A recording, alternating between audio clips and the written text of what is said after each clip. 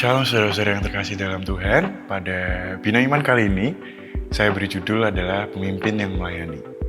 Dan seperti yang kita kenal pada biasanya gitu ya, pemimpin atau orang yang terbesar itu biasanya adalah orang yang punya followers banyak di media sosial gitu ya. Dan atau juga mungkin orang yang punya finansial yang tidak terbatas, financial freedom gitu ya, punya kuasa, punya power, pejabat-pejabat gitu ya.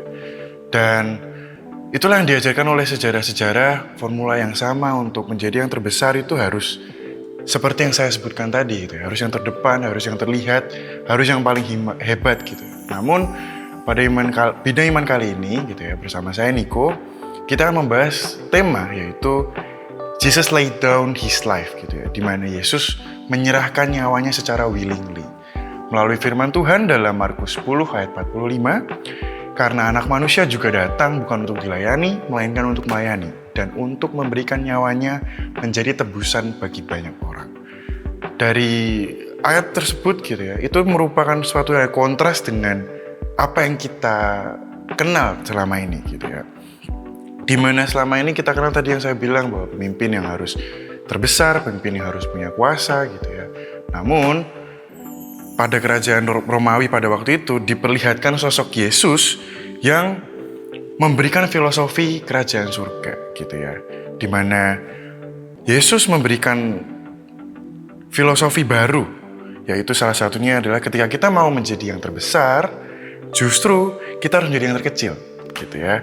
Dan jika kita ingin menjadi pemimpin, biarlah kita menjadi hamba yang melayani. Di mana Yesus di sini nggak cuma ngomong, Yesus melayani dengan perilakunya atau dengan act-nya sendiri, membasuh kaki murid-muridnya. Dan yang paling klimaksnya atau endingnya adalah di mana Yesus menyerahkan nyawanya ketika Yesus di Taman Getsemani bersama Yudas dicari oleh tentara-tentara Romawi waktu itu ya. Yesus di situ mengatakan di Yohanes 18 ayat 6, di mana ketika Yesus menjawab, "Akulah dia," para tentara itu mundur dan jatuh tersungkur ke tanah. Dan dari situ kita tahu bahwa Yesus punya kuasa untuk menjatuhkan tentara-tentara Romawi. Tetapi sekali lagi karena Yesus secara willingly atau secara sadar menyerahkan dirinya dan memberikan pelayanan yang sejati, memberikan hidupnya sendiri buat kita semua. Sehingga saudara sekalian, apa dampaknya hari ini sebagai kita orang percaya gitu ya. Kita sebagai orang percaya sekarang, seringkali kita tuh terburu-buru. Kita tuh selalu ingin melayani lebih dulu. Melayani orang lain lah, melayani sesama gitu ya. Tapi seringkali pelayanan itu tidak dengan orientasi yang tepat. Pelayanan itu justru membuat kita draining atau membuat kita capek, kecewa karena kita ngerasa nggak dihargai gitu, oleh pelayanan-pelayanan kita. Jika kita merasakan hal tersebut gitu ya, pelayanan kita harus direorientasi dengan cara mengizinkan Tuhan melayani kita terlebih dahulu. Biarkan Dia membersihkan hati kita supaya kita jadi benar kembali. Biarkan Yesus sendiri memberikan kepuasan sejati di dalam jiwa kita, jiwa dan roh kita, supaya kita puas dulu.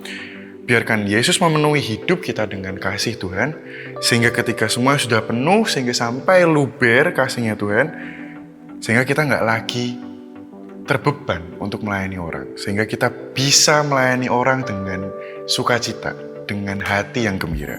Oleh sebab itu, marilah kita ambil poin pada Bina Iman kali ini, di mana filosofi kerajaan surga itu, tunduklah untuk melayani, dan biarlah kasih Kristus yang memimpin hidup kita. Sekian Bina Iman kali ini, Tuhan Yesus memberkati. Shalom.